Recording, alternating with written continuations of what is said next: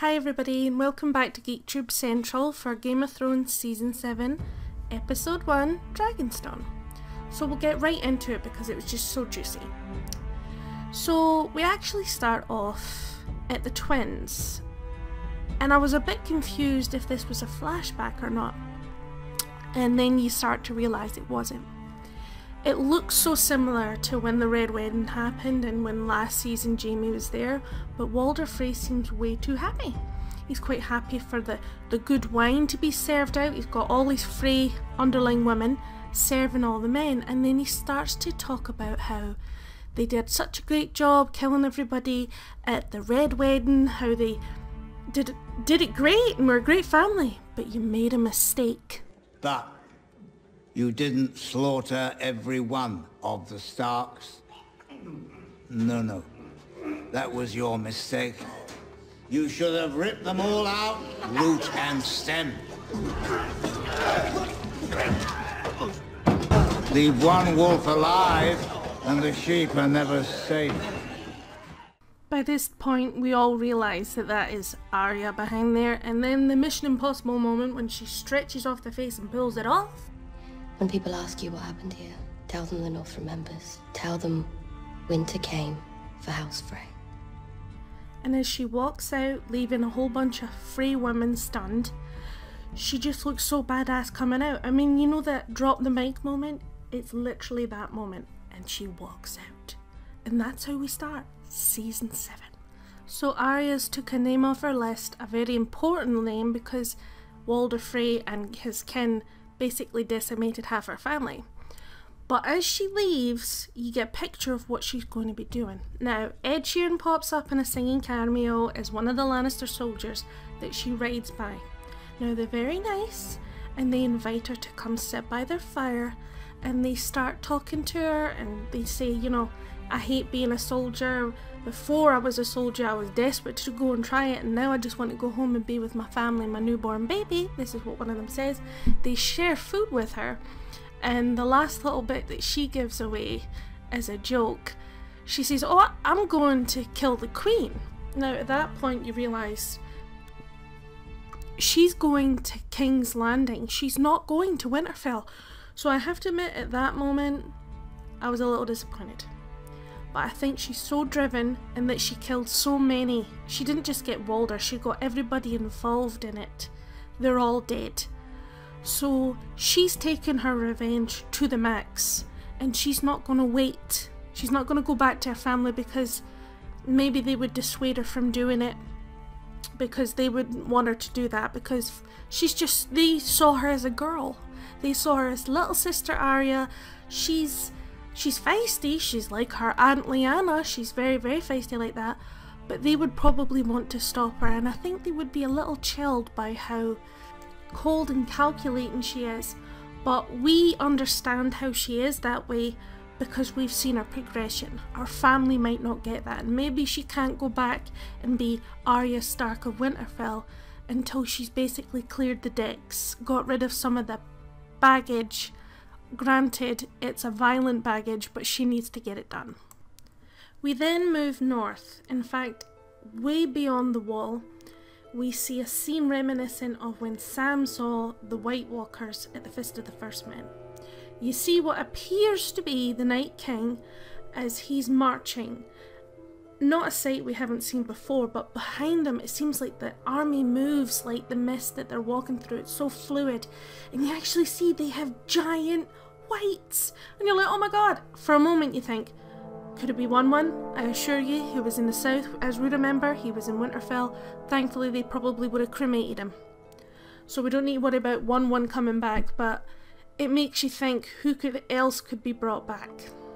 Now this next scene, although small, is very pivotal. We finally see Meera getting Bran to the wall. Now of course they're stopped by a group of the Night's Watch, but amongst them is who I assume is Dolorous Ed, aka the new Lord Commander after Jon. Now obviously Ed isn't just going to take his word for it, but when Bran says, I know you've been to the Feast of the First Men, I know you were at Hardhome, you've seen the army of the dead, and they're coming for everybody, and with that Ed lets Bran through. Now, it's only a small scene, but it's important. We're finally getting a Stark to Winterfell. Granted, it's not Arya, who we expected to be there first, but we're getting there story-wise. Back in the Riverlands, heading north, is Sandor Clegane, aka the Hound, and the Brotherhood Without Banners. Now, they're travelling north on their real quest, the real war with the White Walkers.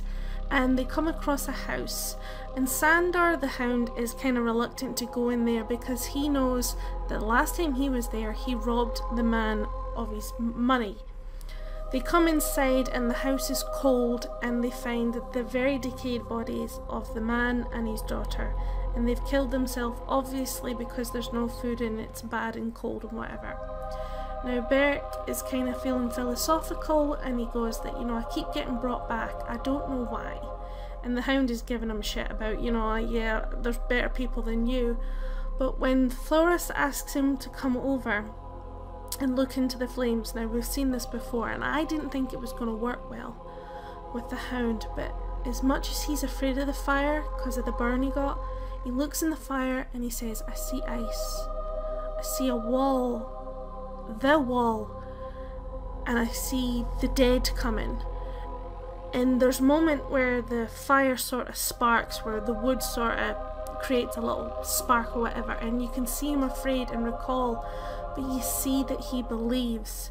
Now, he doesn't know why he's seen it, he's just basically going, well, this is what I've seen, and I think he's more cemented to stay with the Brotherhood now, whereas before it seemed like he might just move away from them the second he feels like he can't be bothered with them. And in the end he goes outside and he buries the bodies of the man and his daughter, and rather than just chuck the bodies in, he's actually taking care to place them in the grave. And Thoros of Myr, who he's always slagging off about he's really bald under that man bun, he helps as well, and it kind of cements that the Hound is now part of the Brotherhood Without Banners. So we return to Winterfell, and even though Sansa doesn't want Jon to forgive the houses that were against them last season in the Battle of Bastards, aka House Karstark and House Umber, Jon says, you know, I'm not about to strip families of their castles and all their status for their father's sins. In the end, the objections kind of peter down, and you see both of the children swear loyalty. Tormund Giantsbane is tasked with the job of going to the East Watch by the Sea, and they're going to fortify the wall. And when it comes up about training everybody, Jon says every man and woman should learn how to fight, and they should be training for battle. But you've got lovely little Lady Lyanna Mormont, and she's like, you know, I don't expect to be sitting at home knitting, I'm gonna get out there and fight too if I have to. Sansa and Jon have this little chat about how, are you gonna keep undermining me? And she doesn't like the way Jon says it, but in the end Jon says, my word has to be the law, and I can't have you undermining me in public. But she's quite right in saying, I don't want you to make the same mistakes that Ned and Robb made. At one point they're given a message from Cersei Lannister, basically saying, I'm the Queen of the Seven Kingdoms, and if you don't come down to bow, I'm going to wipe you out like everybody else. Now, he's not really focusing on Cersei in the south, he's too busy thinking about the north. But Sansa quite rightly says, you know what, anybody that got on her bad side, they're dead. So you have to think about that. Now, of course, there's this whole storyline from last season where Littlefinger is trying to basically ingratiate himself in beside Sansa, and it's kind of like he's trying to drip poison in her ear because she knows what he wants, but she has to kind of hang back. She knows that he's dangerous, but she's not going to push him out because he is the word and the person behind the Vale's infantry, and also she kind of is beholden to him because of how they came in like the cavalry and saved the day. I'm not really wanting this to turn into Jon versus Sansa with Littlefinger there and he's eventually going to get his way. I hope it doesn't turn out like that because quite frankly Littlefinger is a creep and I can't wait for him to get his comeuppance. We return to King's Landing to see Queen Cersei, and she has this man paint a map of Westeros in this area, the courtyard, and she's standing there with Jaime and she's going on about how there's enemies in the north, enemies in the south, enemies basically everywhere. And she's right, the way thing goes is Dorne is out, the Reach is out, the Eyrie, you know, the Vale is out, you know the north is out, but there is a question mark with the Iron Islands. Not an actual kingdom, but she's the only one, they're the only ones with a fleet. And she comes out with Jaime and you see the whole fleet that for some reason Euron Greyjoy has a massive fleet. I didn't think it was this big, but apparently it is. And as he's standing by his sister as the Queen's brother and bodyguard, they entertain Euron Greyjoy. Now when he shows up, the mountain standing by, and when Euron moves forward, the mountain comes forward as if to say, nope, you stay down here. Now, shabby chic man that he is, he proposes marriage and she flat out rejects him because he's not trustworthy and she doesn't believe that he'll be true to her and you'll turn around and be an enemy. Bear in mind at the same time he's also giving little jabs to Jaime. There's this whole part of the scene where he remembers seeing Jaime fighting in the Ironborn rebellion that was years and years ago, and he was so powerful and he was cutting all these people down, but at the same time he had two hands, and you're like, Jaime was never going to be happy with Cersei marrying anybody again, let alone entertaining someone that he sees as basically trash. Heading south, we go down to the Reach, back to Old Town, where we see Sam. Now he's firmly in his training to become a maester, but you get the impression that him being low man on the totem pole, he has to do the menial jobs. So it's a repetitive scenes of him putting away books, cleaning up the shitter, and it is quite gross. And there's a part where you see the restricted section and Sam really wants to go in there and look because he's on this quest to find out about dragonglass. He's working under an archmaester called Archmaester Ambrose. Now he says, yes, I believe that the walkers are coming, but you know what? The wall is going to protect us because it's always protected us. And we see Sam sneak the keys, end up getting a book, and he returns to whatever quarters he shares with Gilly, and he sees that underneath Dragonstone there's a whole big cache of dragonglass. Now this is important enough for him to send a raven to Jon. Now bear in mind, I don't know if he's sending it to Winterfell or to the Wall. As he's doing another menial task, bringing in food to people, you see this scaly hand, and at first I was just like, oh my god, probably somebody with leprosy or something. It didn't click with me straight away, but the voice starts to ask, has she arrived? And he doesn't understand what he means, and he says, the Dragon Queen, has she arrived? And that's when you hear, even though his voice is a bit low, that it's actually Ser Jorah. And I'm hoping that this linking of Ser Jorah in Old Town with Sam means that maybe Sam's involved in the process of getting Ser Jorah well, because, hashtag spoiler, I have seen odd set photos with Ser Jorah, with Tyrion and Daenerys on Dragonstone, so, you know, watch this space kind of thing. Speaking of Dragonstone, originally I thought Daenerys was going to come down and land in Sunspear and Dorne, but in actual fact she's landed on Dragonstone. Now maybe she's doing this because that was the place where the first Targaryens went and made home. Now we know it's empty and Daenerys is coming by small boat and you see the dragons flying overhead. It's a very beautiful scene. So when she lands on Dragonstone on the beach, she walks further forward and you can see how it's a very visceral thing. She doesn't have to say anything. She reaches down and she touches the sand, the ground, almost to try and feel something, because the last time she was only there for a short period. She was born there and she hasn't been back since.